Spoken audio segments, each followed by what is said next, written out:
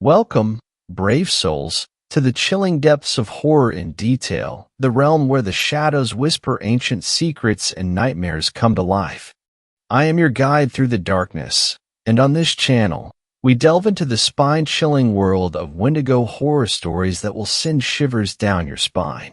First story. The Lake in the Woods. This is a story about my sisters, Juniper and Marigold. June and Mary. Twins born on the first day of September. 2.5 years older than me. We lived in rural Wisconsin. Our father was a long-haul trucker and our mother waited tables at the Denny's. Mary, June, and I were great explorers, charting the woods behind our modest home with construction paper and dulled crayons. We spent most of our time playing outside, sun, rain, or snow. There was safety in numbers. We were always back in time for dinner. In retrospect, I'm not even certain our mother knew just how far from home we strayed. This is a story about a lake we found, a couple of miles into the wilderness. It was a Saturday in early February. We were bundled up in puffy jackets and snow pants. When we first came across the clearing, it was striking. The most beautiful thing my young eyes had ever seen. Crisp white snow, sprawling flat as far as the eye could see. There wasn't so much as a twig or a paw print to interrupt the pristine blanket of powder. It was Mary who realized there was water beneath. She pointed out the reed stalks that speckled the perimeter. Even approached what must have been the edge, crouched down and brushed away the snow to reveal ice. She was always very science-minded. Even with her mere 12 years of experience on the planet, she was one of the smartest people I knew. So, of course, she was the first to ask why we'd never seen this lake before. In all our years of wandering, we must have come this way at least a dozen times. I had no answers. I simply shrugged and pulled my hat down tighter around my ears to stave off the cold. June was silent, staring out into the vast expanse of white. Other people had trouble telling my sisters apart, but I never did. They had the same wavy chestnut hair, gray eyes, and angular jaws. They had the bones of birds, thin and fragile. But June was softer, quieter. She had more freckles sprinkled across her cheeks. Mary questioned and June listened. That was the way it had always been. "Do you hear that?" She almost whispered, gaze glued to the horizon. "What?" I asked, somehow feeling I should be just as quiet. "The crying. Someone is crying." "Junie, what are you talking about?" Mary straightened up, dusting the snow off her gloves. June raised a finger to her lips, requesting silence. I didn't hear anything. No birds. No rustling trees. I'm not sure I've ever experienced a deeper or more unsettling quiet.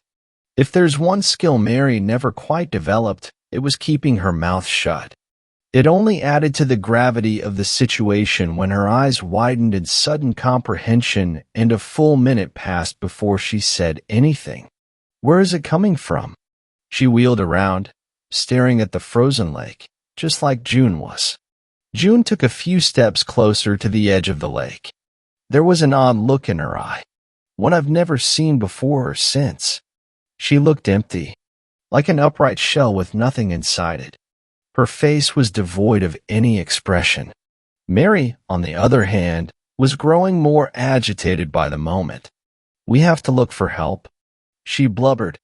"There was a hunting cabin a little ways back, wasn't there? The Darby boys have a hut out here. We'll go get them." June didn't give any indication of agreement or dissent. Mary grabbed my shoulder and squeezed it. "Ryan, you and June stay put. Stay right here, and I'll be back." I nodded, confused, more than a little afraid. I still didn't hear anything.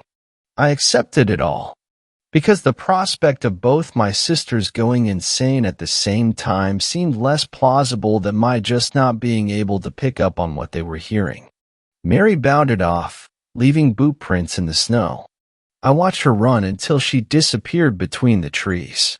When I turned around, June was already a few feet out onto the lake. I called to her, asking what she was doing. No response. I yelled that it could be dangerous and that she should turn around. She ignored me. I started crying. At first, they were crocodile tears.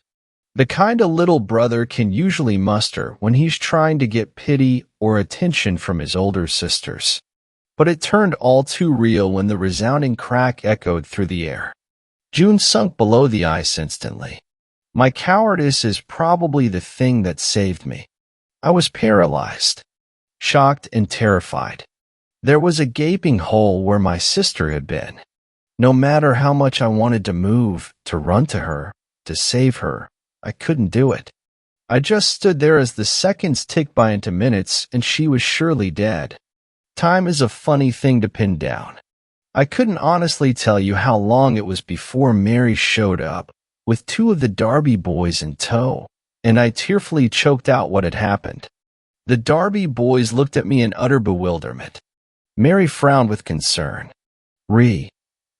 June is right over there. Mary pointed. I turned to look. There was no hole in the ice. June was standing a ways off, next to the edge of the pond, still staring at some undefined point in the distance. Apparently, whatever sound Mary heard had stopped. The Darby boys rolled their eyes and grumbled about what wild imaginations my sisters had. But they walked us back towards a more clearly marked trail and said we shouldn't wander off so far. June didn't say a word the whole walk home. The hairs on the back of my neck kept prickling, like someone was staring at me. But any time I glanced over, June was looking straight ahead. Maybe I imagined it, but I could have sworn there were droplets of water clinging to her eyelashes. This is a story about how my sister started to change. I was still a little young to understand the finer points of puberty, but June's came early.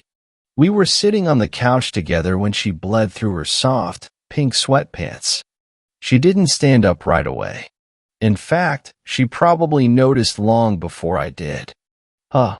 Guess I'm a woman now. Fucking fantastic. She started shaving her legs and wearing tighter clothes.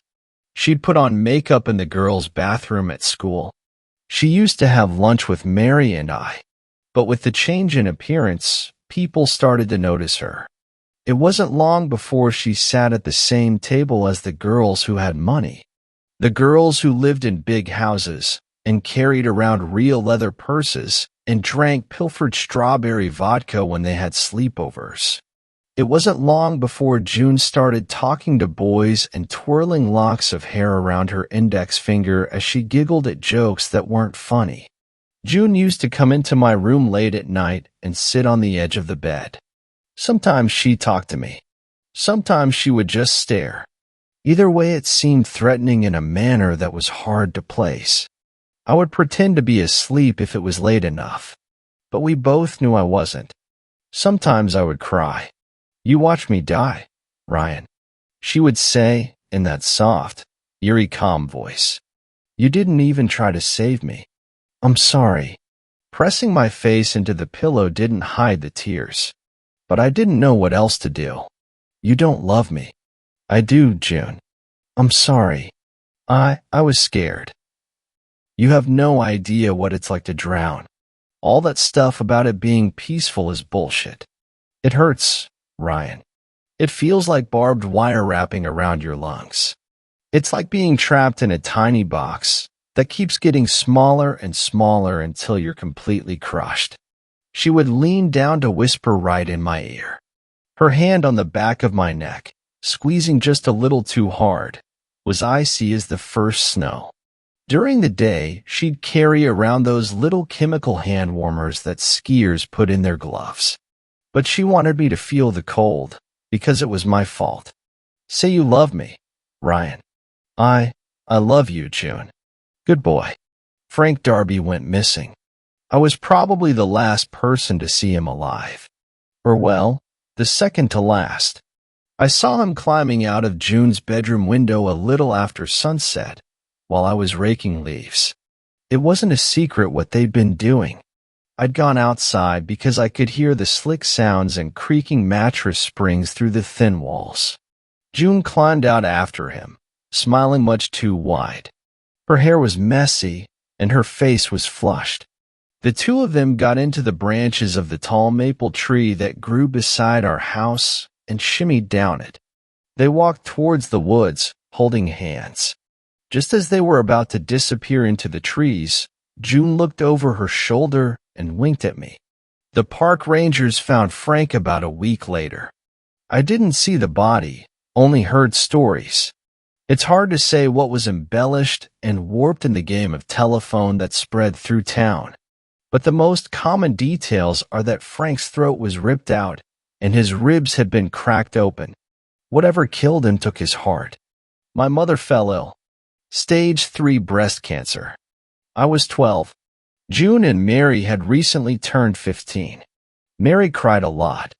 June spent most of her time at the hospital, stroking Mom's hair and feeding her soup. Sometimes I wonder if her hands were cold. I wonder what my mother thought about that in the fading twilight. Mom died in the middle of the night in early spring. June was the only one in the room with her. Joe Darby met a similar fate to his older brother for a slightly different reason. Joe asked Mary to the homecoming dance. At that point, Mary was wearing glasses. We didn't have much money, so her dress was from the thrift store, several decades out of fashion. She and Joe swayed back and forth at arm's length, smiling awkwardly. Or that's how I imagine it happened. I wasn't there. I was there for the shouting match in our backyard. When June called Mary a cunt and they pulled each other's hair and fingernails broke skin as they tumbled on the ground together. Joe went missing shortly after that. Mary spent a lot of time searching the woods for him. After June apologized, they went together. They disappeared into the trees, holding hands, and a pile of bricks settled at the pit of my stomach. Mary came back with damp hair and stopped wearing her glasses. A few days later, the police found the shredded remains of Joe Darby. Once again, missing his heart. This is a story about a lake in the middle of the woods and how my sisters tried to drown me in it. It was a foggy winter morning. My sisters kept throwing each other meaningful looks across the breakfast table, communicating in that way twins will. Having a conversation I could never hope to understand. I was 14 and afraid of them both. When they asked if I wanted to go on a hike, I said no. They didn't insist. They didn't have to. Mary had made breakfast. The sleeping pills were already in my system. When the drowsiness hit, I tried to make myself throw up, but it was too late. They put me on a sled and dragged me out into the forest. I was unconscious for most of it, just little flashes of trees and sky. They waited for me to wake up. They were standing over me, completely naked, smiling wider than a human mouth should be able to stretch. They didn't seem uncomfortable, despite the frigid wind whipping through their hair and the snow between their bare toes. "Can you hear it yet, Ryan?" June laughed. "I'm sure you will soon. You'll join them, all of them, at the bottom of the lake, screaming for help, begging for mercy. It's a little pathetic, really. I wanted to believe I was dreaming, but I knew I wasn't. In a dream, my sisters would have shifted into something monstrous. Their hands would have become talons. Their teeth would have morphed into fangs around a forked tongue, but they looked the same as they ever had. Identical except for the freckles. They each grabbed one of my arms and lifted me to my feet with a surprising strength. They stepped in tandem, slowly towards the edge of the lake in a grim procession. I was the star of it all. My survival instincts must have kicked in about halfway to the ice. I began to struggle and scream, sure that nobody was listening. What is there to do when faced with imminent death but shriek at the heavens for mercy? As I screamed, there was a swelling chorus of tortured cries. It sounded as if the ground hand opened up beneath me to unleash the anguish of the damned. The deafening noise echoed all around us, centering on the lake that was no longer frozen over, but frothing and steaming like the surface of a cauldron. My sisters held my shoulders firmly and lowered me into the water. Feet first. It was blistering, painful beyond the point where I could distinguish heat or cold. It burned. That was all I knew. Perhaps it's poetic that a Darby saved me. Perhaps it was divine intervention. I tend to think it was nothing but dumb luck. It's hard for me to believe in God anymore. Or at least, I can't believe in a God that is fair and merciful. The only thing I know for sure is that evil exists. Something dark and twisted claimed both of my sisters and will never give them back. But a gunshot rang through the air, just when the water was lapping at my knees. June released her grip on me suddenly. My center of gravity shifted backwards.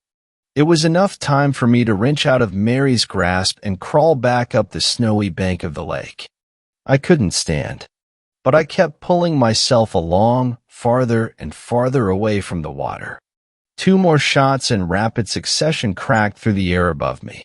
I saw the 80-year-old grandmother Helen Darby, with a floral handkerchief tied around her head, holding a double-barrel shotgun, aiming it at the lake. I didn't turn around until long after she rushed past me. June's naked body lay prone on the lake shore, bullet wound in her back leaking blood into the ground, steam floating into the air from her torn flesh. Mary was nowhere to be seen. I didn't hear any more gunshots. Helen Darby circled around after a while. She put me back on the sled and dragged me to the hunting hut, where the rangers came to get me. I lost 3 of my toes to frostbite. I considered myself lucky. After my sisters disappeared, Helen Darby effectively adopted me. Whenever my father wasn't home, she'd make a point to stop by. She'd teach me how to cook, help me figure out how to run the washing machine, knit while I did my homework or watched TV. Most importantly, she'd sit in the living room with the shotgun, long into the night, making sure whatever had gotten a taste of me didn't come back for another bite. When I was old enough, or rather on my 15th birthday, Helen gave me a gun of my own and taught me how to use it. Part of me knew it was all a little bizarre, but I could pretend it was about the grandson she'd lost. She was just treating me as their replacement. We only talked about what happened at the lake once, and never again after that. It was a cold night in December. We were sitting by the fireplace, listening to a radio broadcast of A Christmas Carol. Helen had been drinking gin straight from the bottle for a couple of hours. She often got sad when she drank. Her baggy, wrinkled eyes shone with a hint of tears, and the corners of her mouth sagged downwards. "There's something wrong out in the woods," she said suddenly, unspoken context looming over us. "It takes the little girls and kills the men. It's been there longer than this town. Folks just stopped believing in it." I had so many questions but couldn't voice any of them. I just stared at her wide eyes.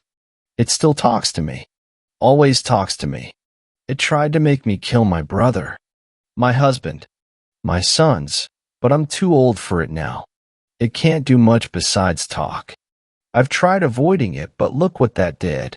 No, somebody has to stay out there. She took another long swig from her bottle. "You know, I'm not going to live forever, Ryan." I nodded, solemn. Life already a tangled mess of grief. What better cause could I pursue than wardenship? You know what has to be done when I'm gone. It wasn't a question. It was a statement, a sigh of relief. This is a story about how I moved into a small cabin in the middle of the woods. I hunt and fish and sell lumber to whoever needs it. I don't hear the voices or the screams, but some moonlit nights there's a rapping on my window. I see the silhouette of a shriveled, naked woman with matted chestnut hair. One day she will probably finish what she started. Until then, I will keep watch and do my best to pass along the story. The worst things happen when we try to forget the warnings of a different time. Don't wander in the woods. Don't stray off the path. Something evil might get you, just like it got to me. Second story. I found a phone in the woods, and this is what was on it. Alright, first off, this isn't my story. I found a phone out in the woods near my house. They have been bulldozing and taking down trees to build new houses, and I like to walk around and see what they've done. I do not know the woman that posted this, or what her Reddit handle was, but I know that she wanted it up here because she believed we were the only people that would believe her. Her phone was pretty banged up and has absolutely no service. I figured this was the least I could do for her. From here on, these are the words of a Mrs. Helena White. October 9th, 2013. My name is Helena White. I am 36-year-old female from Kentucky, which is where I currently am. I need someone to see this, though by the time you do, I will already be dead. I don't have internet access here, just my cell phone that's dying and has 100% no service. I have scheduled this to upload to Reddit, where people actually believe the weird things we all have to say to each other, if anyone ever finds it. Everyone there has an open mind and can at least know the truth. I have also scheduled one to go to the police station, but they will never find me. The best they can do is give my family the news. I feel terrible for my mother, that she will never know what happened, never have a body to bury, never have closure. No one I know will, but at least they will know that I am gone. It's better this way, believe me. If they knew the truth, they would never sleep again, and no doubt they would hunt for me. Again, though, they will never find me. I will be dead, just not gone. I know you all on Reddit have heard some seriously crazy shit. I mean, I read about the girl that found that weird creature/house thing in the woods right here in Kentucky a couple of months ago. And I've seen people talk about everything from zombies and ghouls to ghosts and vampires. If there is anywhere that will listen and know my story is true, it is here with you guys. I should explain. My husband Jeff and I headed out into the wilderness. I probably shouldn't say exactly where, because I really don't want this to happen to someone else. It's better to let it stay here with Jeff and me. But it is a very beautiful and remote patch of forest that extends for many miles. It is a very large place and does see visitors ever so often, but the seclusion of it is one thing Jeff and I both love. We had been planning this trip for months and were seriously excited that it was finally time to go. We had everything you can imagine for camping for a full 2 weeks out here in the beautiful wilderness. Rainproof tent, dishes, cookware, food, water. We were ready for roasting marshmallows and hot dogs over the open fire, hiking and admiring the beauty all around us. Yes, I am aware that this makes me seem like a hippie, and maybe I am a little bit, but I really love the outdoors, especially the woods. Anyway, Jeff and I had planned this right down to every last detail and were ready for the perfect, tranquil, and rejuvenating camping trip. That isn't what we got, though. 2 days in, we got caught in a huge thunderstorm and had to hunker down inside our tent while the wind and rain beat so loudly against the sides and top of our little rainproof tent that we thought we might be blown away. Just as quickly as it came, it was over and the sun started shining again. If you've ever lived in or visited Kentucky for any amount of time, you know what I mean when I say that this was seriously just typical Kentucky weather. It's kind of our thing, I guess. 1 minute blaring storm, next, sunshine and birds singing. After that nice little downpour, every bit of our gathered firewood was soaked, and they weren't drying up anytime soon. Jeff went to find more wood, and I decided to stay behind and clean out the fire pit, so it would actually burn the wood Jeff brought back.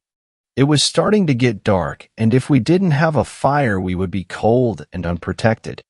I had gotten it suitably ready when Jeff came flying out of the ever-darkening woods. He did not have any firewood. I was a little upset by this since it was already nearly completely dark. Jeff, what the is all I was able to get out before Jeff was at me throwing one arm around me and one over my mouth. I was terrified at this point. What was this? Why was he doing this to me? But I could hear him mumbling, "Oh fuck, fuck, fuck, fuck. Please pardon my language, but he was mumbling that over and over in my ear. I knew what that meant too. It was bad and about to get worse. I heard my husband's voice in my ear again. Helly, his nickname for me. When I say run, I want you to run as fast as you can back to the car and get the hell out of here. Okay.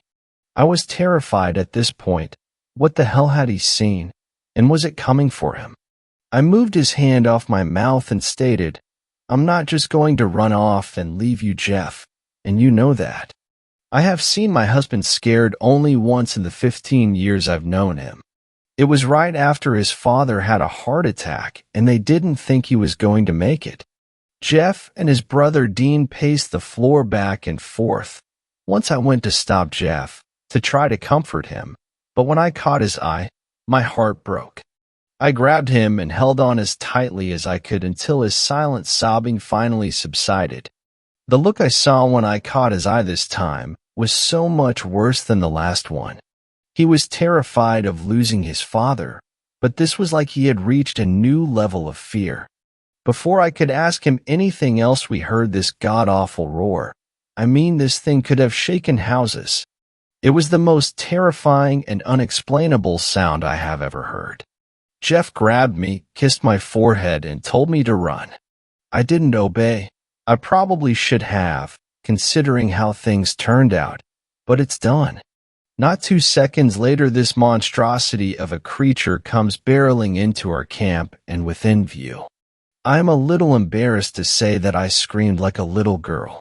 I think most people would have. This thing is so hard to describe, but I am going to try my best. This thing was at least 9 feet tall, maybe taller. Either way, he was big. What really threw me off, though, wasn't how high he stood over me. It was how skinny he was. I can't describe to you how skinny he was. It was like he had never eaten in his life, like skin simply draped over bones. His bones rippled through his gangly leathered skin. It looked like giant worms wriggling as he moved. His arms were almost as long as he was tall. They could stretch much farther than a typical man could, and he sort of looked like he just rose from the hell of the earth. He had a large head that looked like that of a deer, only a psychotic evil deer from Satan. His nose elongated and dripped with white, foamy drool. Just like a deer, he had long, knotty horns that branched from the tip of his skull. That leathery-looking skin was grayed and patchy with what appeared to have been hair at one time, with his hands and feet sprouting out what looked like weeds, like a big pile of hay had been stuffed up his sleeves. If he had had any, I might have been more relieved. The creature stood, watching for a moment, taking us in as we did him. I was terrified. I had never seen anything like that before.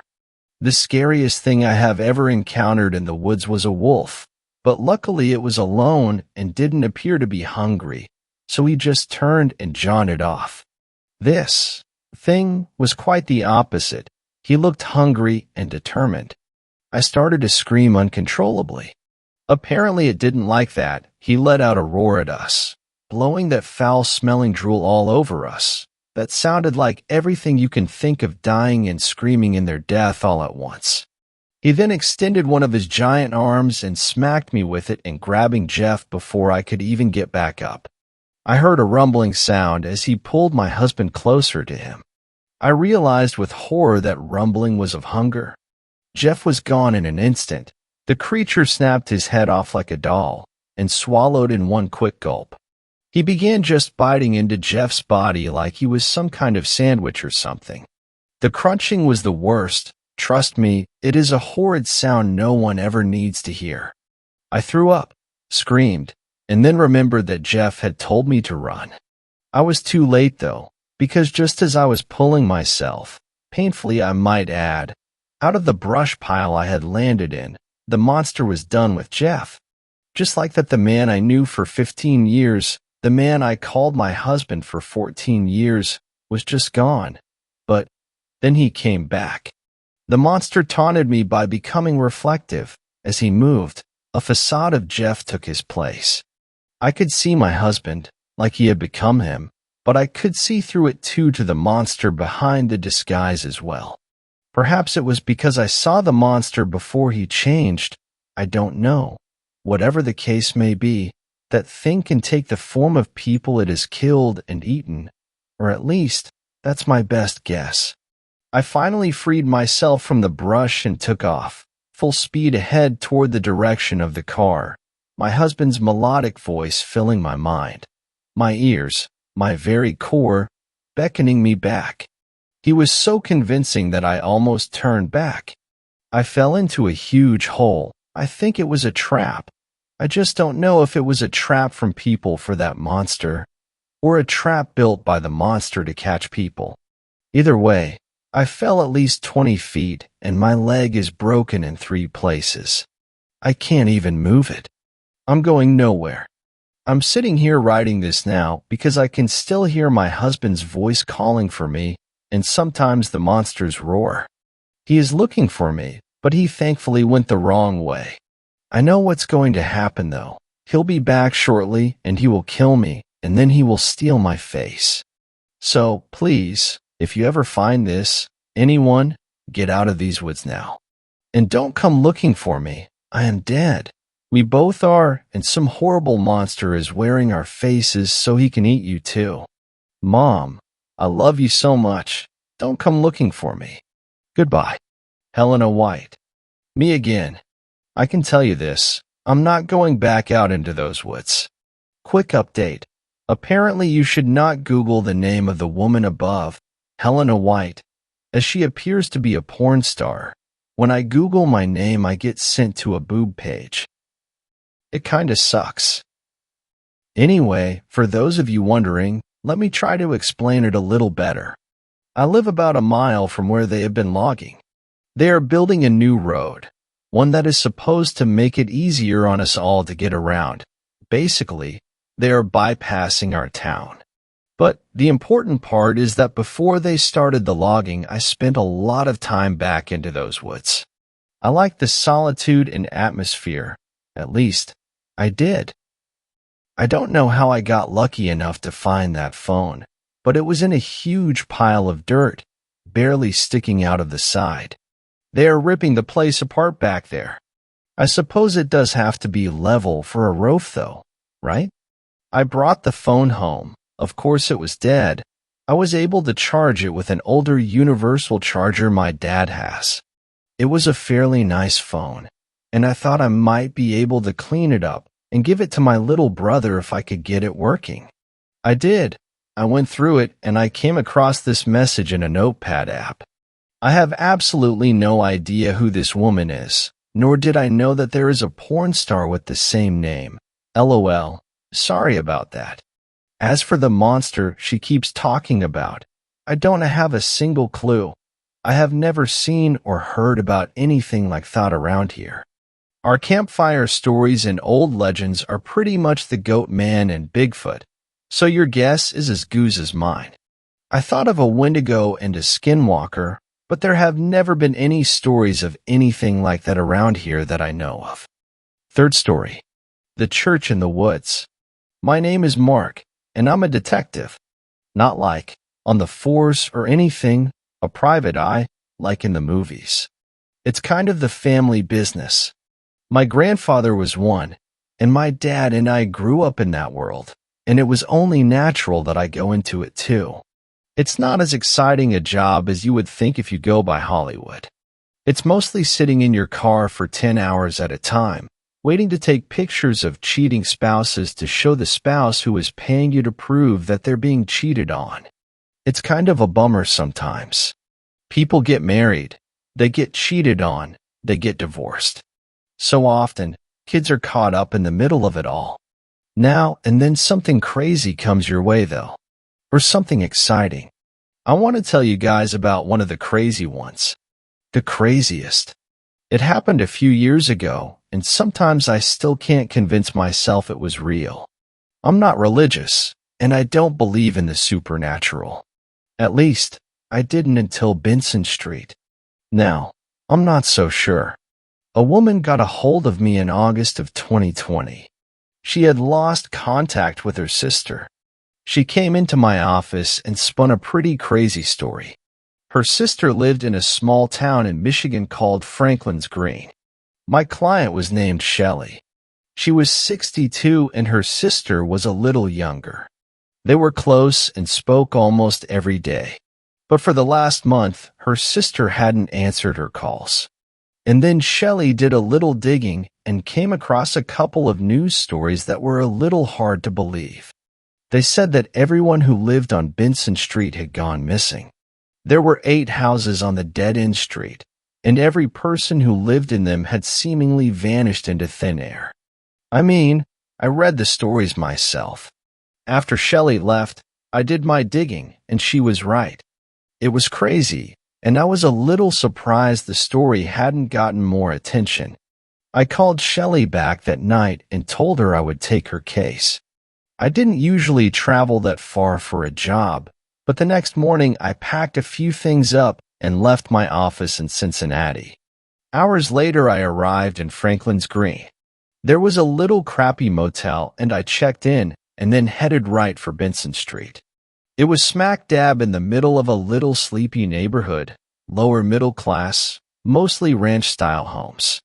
The entrance to Benson Street was completely roped off with yellow police tape stretched between a telephone pole and a stop sign. I parked nearby and decided to canvass the surrounding streets. I knocked on doors, stopped, and chatted with an old man out watering his garden, and stuff like that. No one had much for me. Everyone on Benson Street had simply been there one day and gone the next. No one knew why. The people I spoke with were happy to share their theories with me. The street was full of drug addicts who had all gotten high and wandered off. There was a gas leak that killed everyone in their sleep, and the gas company removed the bodies to avoid suspicion. Nothing I was told seemed very likely. By the time I had spoken with a number of people, the sun had gone down. I debated going back to the motel and starting the next morning, but I thought I would at least check out Shelley's sister's house. I grabbed my flashlight from my duffel bag in my trunk and ducked under the yellow tape. Shelley's sister was named Mary, and she had been married to a guy named Tom for nearly 40 years. They had 2 children who were grown and lived out of state. Shelley had told me they were worried about their mother and father as well and hadn't been able to reach them. Nor had Mary and Tom reached out to them. Mary's house was third on the left, and I did a slow circle around it, shining my flashlight in the dark.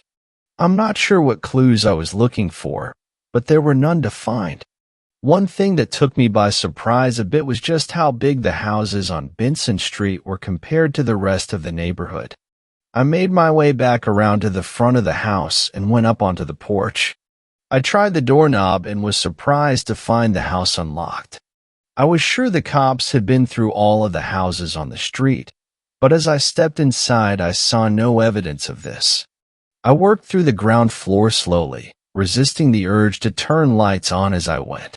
I didn't want to draw any attention to myself, and one of these houses with lights burning in every window would be very noticeable to anyone who drove by Benson Street.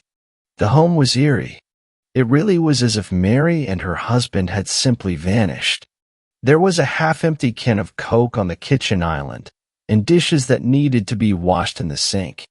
A cloud of flies buzzed here and there, eating the food residue that had been waiting to be cleaned away. A door in the kitchen opened up to a set of stairs leading down. I decided to save the basement for last and went upstairs instead. I worked slowly, just as I had on the ground floor. There were 4 bedrooms. The master bedroom was the married couple, obviously, and another of the bedrooms was a guest room. The 3rd bedroom had been converted into a home office. The laptop on the desk there was dead. I found the charger and plugged it in, then went into the 4th bedroom, which had a treadmill and an exercise bike. I had saved the master bedroom for last and worked my way through the dresser there, finding nothing but clothes. The closet was another story. There was a shoebox up on the shelf, hidden underneath folded bed sheets and a hand-stitched quilt. I pulled the box down and opened it, surprised to find a knife. The knife was ornate, the blade curved, and the hilt made of bone and wrapped in leather. Etchings had been carved into the bone, and I unwrapped the leather to better see. I can only describe the etchings as strange runes. Almost like an alphabet, they were very letter-like, but damned if I knew what they meant. I took pictures of the knife and then replaced it in the box and hid it once again. All that was left was the basement, and I was surprised to realize I had been putting it off, even dreading going down there. I had no other choice, though, and headed down into the kitchen with heavy steps, and then down once more. I swept my light across the open basement. It was unfinished, the walls cement, as well as the floor. Small frosted windows set near the beams of the floor above. The basement had just been used for storage. I found cardboard boxes filled with Christmas decorations and a small wooden chest filled with important papers like birth certificates and old pay stubs. Above me, a creak. I froze and turned off my light. A thud, another creak. Someone was walking on the ground floor. I wrestled with what to do, and I could feel my heart thumping wildly in my chest. Did I call out? Admit that I was trespassing? Did I go upstairs and try to sneak out? Did I stay and hope they didn't come down? I crept slowly to the foot of the wooden stairs that I had come down. I had left the basement door open and cursed myself for my stupidity. I listened to the footsteps above me. Sweat stung my eyes, and I wiped it away. The footsteps came into the kitchen, and I moved away from the bottom of the stairs. I looked for a place to hide and wedged myself in behind a stack of plastic totes along the wall just as I heard footsteps on the stairs. I held my breath. I peeked out, but it was so dark down here I couldn't see much more than a dark shape. It paused at the foot of the stairs and then turned and went back up. I waited for what felt like an eternity, but was probably only 10 minutes. I didn't hear any movement upstairs. I left my hiding spot and went to the foot of the stairs. I took them slowly, exited into the kitchen, and then shut the door as quietly as I could. I paused there for a long time, listening. If anyone else was still in the house, they weren't moving. I hurried to the front door and pulled it open. I stepped out onto the porch and pulled the door shut behind me. I rushed off of the porch and into the middle of the street. I turned and looked at the house and felt sheer terror as my eyes swept up to one of the windows that looked out into the street from the master bedroom. Someone was standing there, staring right at me. The same dark shadow I had seen in the basement. I turned and ran down the street to my car. I rushed to the motel and went inside my room. The locked door wasn't enough. I pushed the heavy circular table that served as an eating area in the small room in front of the door too and found myself exhausted. I fell into a restless sleep. I dreamed of a dark shape and of that curved blade.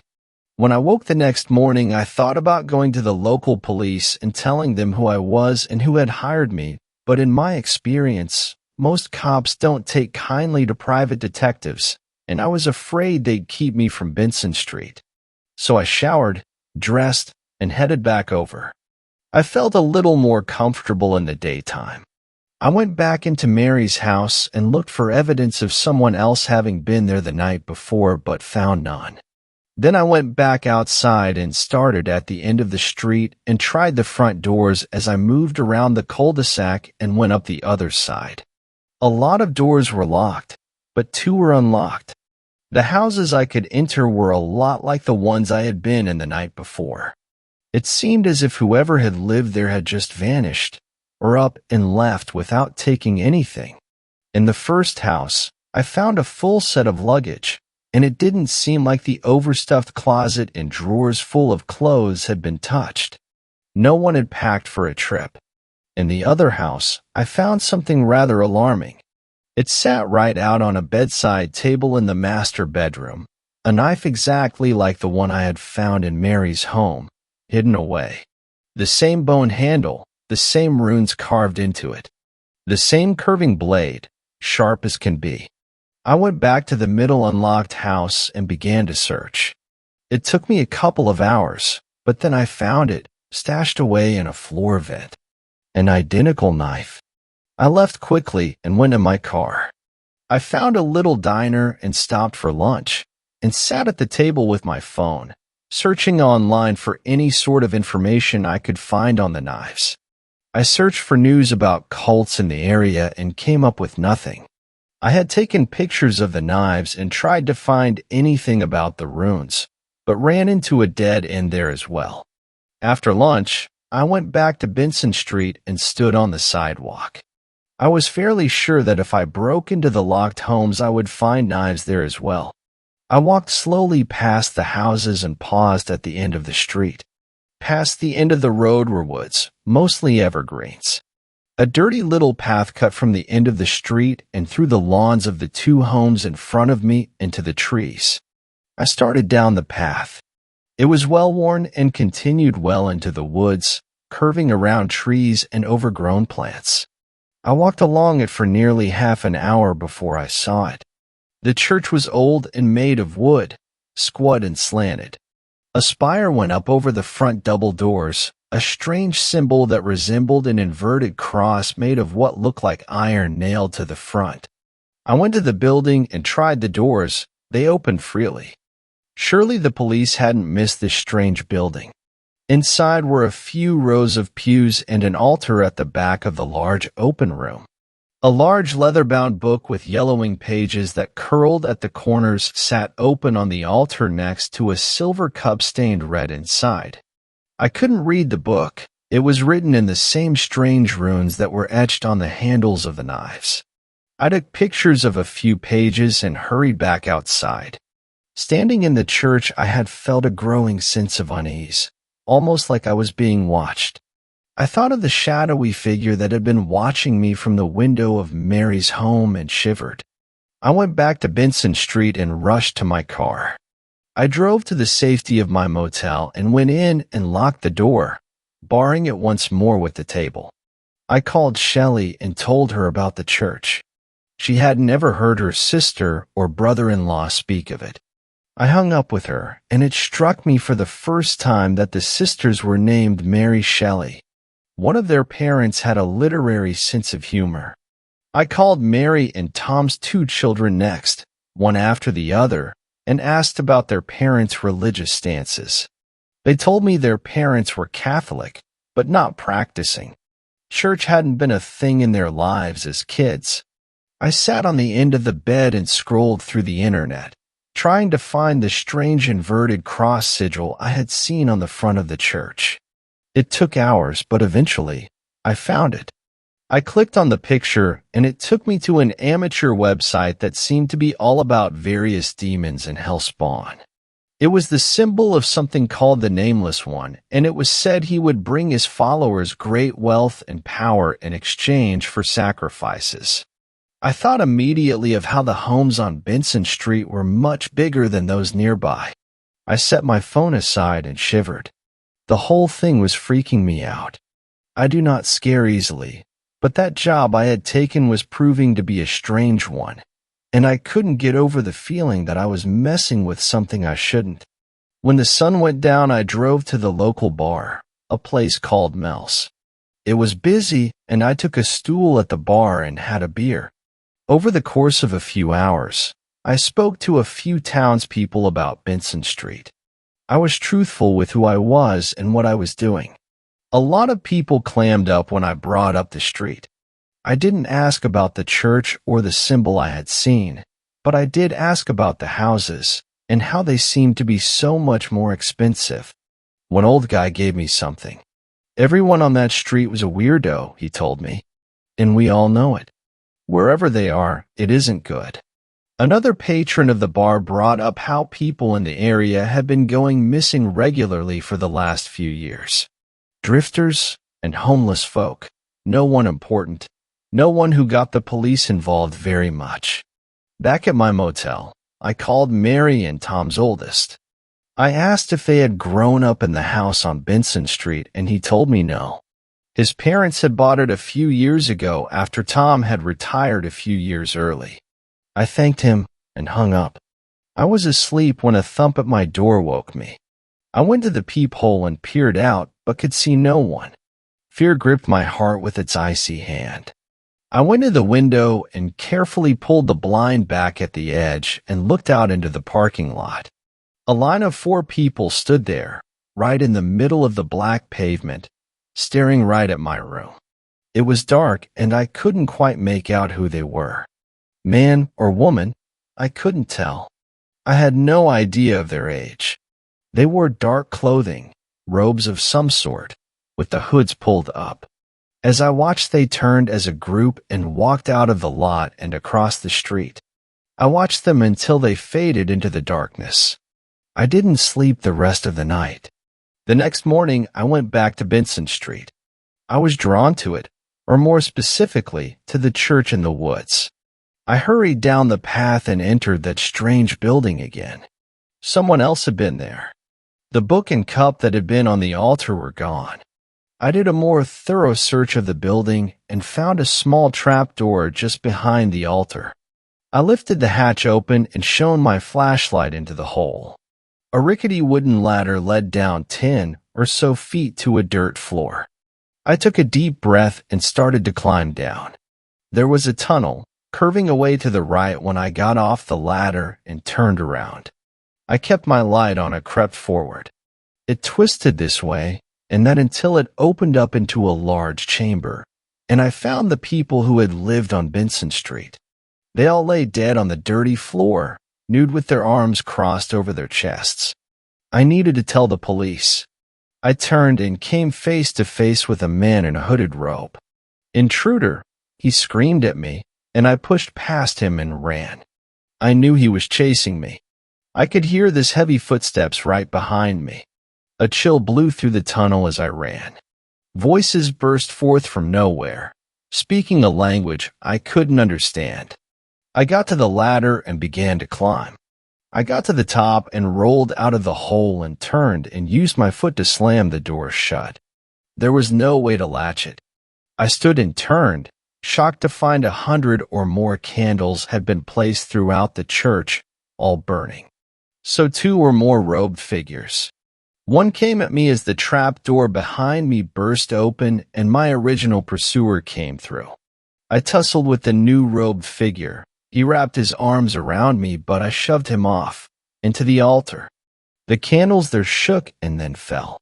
A musty carpet that led from the altar to the front door lit immediately. Soon the room was alive with flame. The robed figures howled, and I was forgotten as they attempted to put the fire out. I ran for the door and burst through it and into the woods.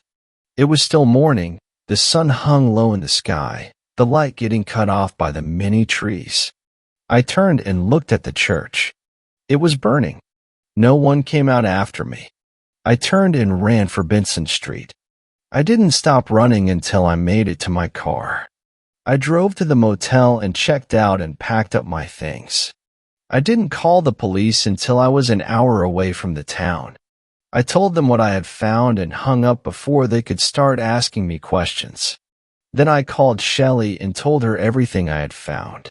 The knives, the church, the robed figures. I could tell she didn't believe me, and she started to cry and curse me out for not giving her something real. I understood, though. I hardly believed the words coming out of my own mouth. In the end, I didn't speak with Shelley again. I didn't go after her for the unpaid balance she owed me. A week or so later, at home, I searched the internet for any sort of news story about the church behind Benson Street, but only found one little article that had been written in the local paper about a fire in the woods there. It didn't mention the church. In the 3 years since then, I've seen robed figures a handful of times. Sometimes I don't trust my own eyes and wonder if I'm hallucinating. I don't think I am. I think the followers of the Nameless One are keeping an eye on me. They never approach me. They never threaten me. But they're there, right? They're watching? 4th story. Forest encounter left me scared. Okay, this is something I experienced a few years back. During the summer break, My sister and I were visiting our aunt who lived in the country.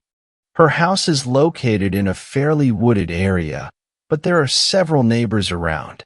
There's a man-made lake about a mile away from my aunt's place, and it is pretty much surrounded by woods. Me and my sister loved to walk around near the lake whenever we visited our aunt, ever since we were small kids, so this time too, we decided to go for a walk. It was about 5 p.m., and the sun was shining brightly. We were told not to walk alone near the lake, because there could be wild animals or poachers and whatnot, but we decided that we were old enough to go alone, 15 and 13 years old. So we sneaked out while the adults were chatting in the living room and strolled along the path to the lake. The air is fresh, the sun is bright, and we're feeling like we could take over the world. We were walking along the wooded path to the lake when my phone rang. It was my mom, who was at the aunt's. Because we sneaked out without telling them, and we were almost at the lake, I didn't answer it and put the phone into silent mode. Stupid. Yeah, I know. Then we reach the lake, take our shoes and socks off, and dip our feet into the cool water. We talked for some time, regular teen stuff. I was telling a joke to my sister when this horrible feeling washed over me. It was like I was being watched.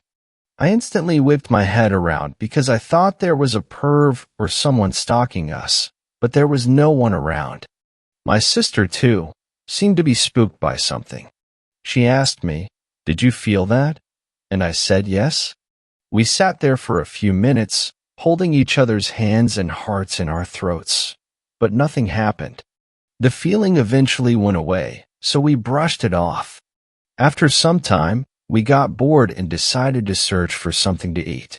The woods around the lake were practically full of wild berries, so we decided to go pick some. I found a nice patch of berries not far from the tree line, and we quickly started picking them up and shoved them into our mouths. I had finished half of the berries I had picked when I noticed a really cool bug on a leaf. I wanted to snap a photo of it because I hadn't seen it anywhere else.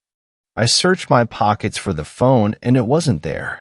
My sister asked what was wrong, and soon we both started crawling around searching for the phone.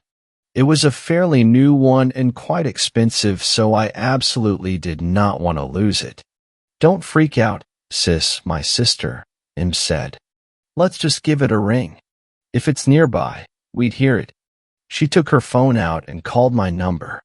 Instantly, my ringing tone starts going off, to the left of us. It was near the path we took into the forest, and was pretty loud. So I take a step to go and retrieve it, but grabs me by the wrist and stops me. "You turned the silent mode on, didn't you?" she asks with a shaking voice. That's when it dawns upon me. I was 100% sure I turned it on. If the phone is silent, then what the fuck is making the ringing tone? Then we realize that the entire forest is silent other than my ringing tone. Dead fucking silent. M's grip on my wrist tightens. We look at each other, with sheer terror in our eyes. Suddenly, the ringing stops. Silence. We waited for another 10 seconds. That's when we heard it. My aunt called out to us from somewhere deep in the woods. "M.T. I'm here." We froze. It sounded like our aunt, but my gut told me that it wasn't. Something was off about it, like the usual emotions were absent. It was almost mechanical, like someone mimicking something he had heard before. Then the voice called out again. This time, it was definitely wrong. It was closer to an animal trying to speak. I screamed at him, "Run." So we ran. Ran like all hell was loose and fucking demons were driving us out of the woods. During the time we ran, I could hear something following us, hot on our heels. Twigs snapping, leaves crunching, and occasional screeching noises. Almost like a wild cat, but far more sinister. It reeked of evil. We ran past the lake as fast as we could and finally reached the paved road where several vehicles were parked. The woods also ended there. We were out of breath and scared to the core. I turned around to look, there was nothing. Several people gave us concerned looks, but no one asked anything. We walked with a group of folks who were heading in the direction we needed to go. We kept looking around, but the usual sounds were there, like birds singing. When we got home, we were immediately grounded. We were not allowed to go for walks for the rest of the time we stayed there, even with an adult. We didn't protest. Sometime later, I described this encounter to my aunt. She looked at me, her face as white as a sheet of paper, but she didn't say anything. I tried to press her for information, but every time she shook her head and refused to talk about it. Later, I heard their town had a lot of disappearances after our experience, especially kids and homeless people. I don't know if these things are related, but something tells me they are. Both my sister and I get shivers when we talk about it, considering how close we were to getting abducted or even killed. I now know about crawlers/rakes, and I believe that's what we meant. Fifth story. The well in the woods. When I was a kid, Dad told me to never go into the woods near our house. Of course, I always asked why, but Dad didn't seem to want to talk about it. And he always stopped every one of my siblings from going in there too. I'm the oldest of 7 siblings, from oldest to youngest. There's me, Diego, and then there's Silvana, Sebastian, Carlos, Inez, Romina, and Alejandro. And all of us are forbidden from going in the woods. All of them always protest, especially Inez. She's really been getting into a bunch of witchcraft stuff recently and wants to go in the woods to do who knows what. But I found out firsthand when I was 16 why Dad didn't want us in the woods. People went into the woods all the time and came out okay. I used to live in Blackthorn, Ohio, and the woods in my childhood house are near the border of town. I was walking by the woods when, more curious than ever, I decided to go in and see what Dad was making such a huge fuss about. I walked around, going deeper in, and found nothing. I laughed at Dad and was about to head straight back out when I found an old well in a clearing. I don't know what compelled me to look into it, but I did. And all I saw on the bottom was a bunch of dirty, slimy water and other gunk. I leaned a little too far over, though, and I fell in. I screamed all the way down before landing with a sick splash. Luckily, I survived the fall, landing on my butt. I sat at the bottom of the well and screamed, when something I couldn't explain, at least not then, happened. The slime and gunk began to move, eventually shaping itself into an almost humanoid shape. It towered over me. I tried to scream again, but nothing came out. There was a small plastic purple figurine of a superhero in the well with us. The slime creature reached out and grabbed it, passing it to me. I held it, still scared and unsure of what this creature wanted to do to me. But nothing happened for a while. Eventually, I started absent-mindedly playing with the toy. And that's when the creature took it from me, whooshing it around its head, pretending the toy was flying. I gulped. I was starting to suspect the impossible, that this creature just wanted to play with me. And so, I indulged the slimy monster. For about a week, we mainly played with the superhero figurine and sometimes assorted clapping games. We tried playing tag once, but there wasn't any room in the well. And eventually, the police found me in the well and got me out. I told them I had fallen in the well and been unable to get out until they rescued me. For whatever reason, I didn't tell them about the creature. Mom and Dad were mad at me for ages, but especially Dad. And I bring it up now because of my recent re-encounter with the creature. I came back home for a visit recently and to visit some of my other siblings. Carlos, Inez, Romina, and Alejandro still live at my childhood home. And especially Alejandro will live there for a while. He's just a baby, after all. And for a third reason, to revisit the woods, to see that creature again. And when nobody was looking, I walked off into the woods and found the well again. I looked into it, looking for the creature, and this time, The slime and muck rose out of the well to see me, pulling me forward in a hug. It still had the superhero figurine. It was really tight, though. I tried to struggle out of its grasp and failed.